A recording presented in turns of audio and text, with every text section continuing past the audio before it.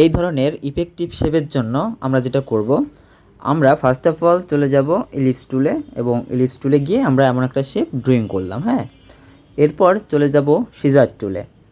Caesar টুলে গিয়ে আমরা কি করব, প্রত্যেকটা কর্নারকে ডিভাইড করে দিব। হ্যাঁ, তো আমাদের প্রত্যেকটা কর্নার ডিভাইড করা শেষ হলে আমরা কি করব, আমরা মুভ টুলে গিয়ে আবার প্রত্যেকটাকে সিলেক্ট করব একসাথে। করার পর আমরা স্ট্রোক ভ্যালুটা বাড়িয়ে দিব। ওকে, স্ট্রোক ভ্যালু বাড়ানোর পর এখানে স্ট্রোক অপশন থেকে আমরা এটাকে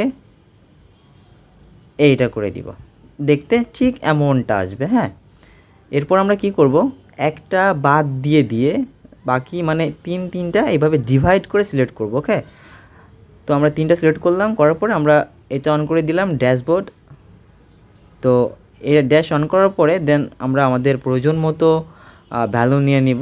ভ্যালু নেওয়ার পর আমরা কি করব, ওকে করে দিলাম। ওকে, এবার যেহেতু এটা রেড কালার, তো আমরা রেডটাকে একটু আলাদা করে নিই, মানে তিনটা করে একটু আলাদা আলাদা কালার দিয়ে দিই, তাহলে দেখতে আরও সুন্দর লাগবে। ওকে, তো আমি এখান থেকে একটা গ্রিন কালার নিলাম, গ্রিন কালার রাখলাম। এবার আবার মুভ টুলের সাহায্যে সবগুলোকে সিলেক্ট করলাম, করে আমরা কি করব, রাইট ক্লিক করে গ্রুপ করে দিব। ওকে, গ্রুপ করা হয়ে গেলে আবার আমরা কি করব, ইফেক্ট থেকে ডিস্টোর্ট ট্রান্সফর্ম, তারপরে ট্রান্সফর্ম ক্লিক করব, দেন এই অপশনটা আমাদের সামনে চলে আসবে।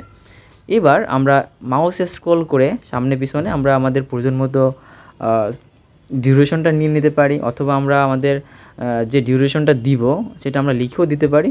তো আমি এইখানে 90 রাখলাম।